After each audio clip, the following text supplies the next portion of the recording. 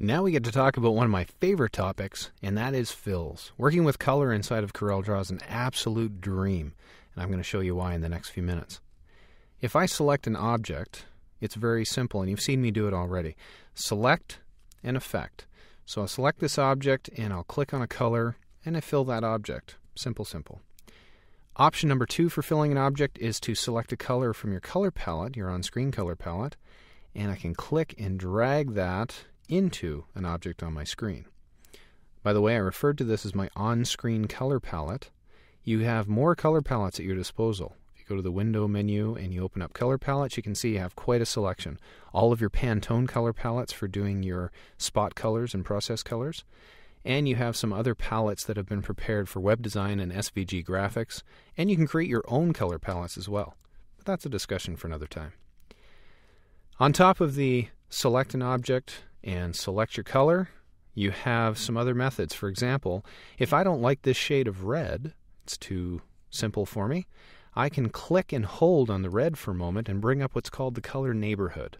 And the color neighborhood is 49 variations of that particular color in any palette. So now it moves a little closer to yellow and a little closer to the pink and violets. And I can work with, let's see, let me drag this one over and drop it in. And there you go. So now I've got a variation. It's not quite the same orange that you're going to find down here. And if I want to accentuate that even further, let me open up the color neighborhood and choose this very dark. There we go. That's a very dark burnt orange, somewhere in the middle. Doesn't even look like a red anymore. On top of the color neighborhood, we have color mixing. So if I go down here and I put in this cyan blue, well, cyan blue is something that I don't want to use over and over again, not too much of. A more interesting blue for me. You can hold down the control key and click on another color, and every time you do, it adds a shade of that color into the color you're working with. So for example, if I move down here to yellow, it's going to start mixing yellow in, and now you'll see I'm getting a very muted blue. It's starting to turn into a greenish blue. I'll lighten that up a little bit more, maybe add a little red to that. And now I'm getting a grayish color. Too many colors. Let me add some yellow back in there. And I've got a very deep copper, almost a gold color added to there now. That's color mixing. So you hold down the control key and you can mix color.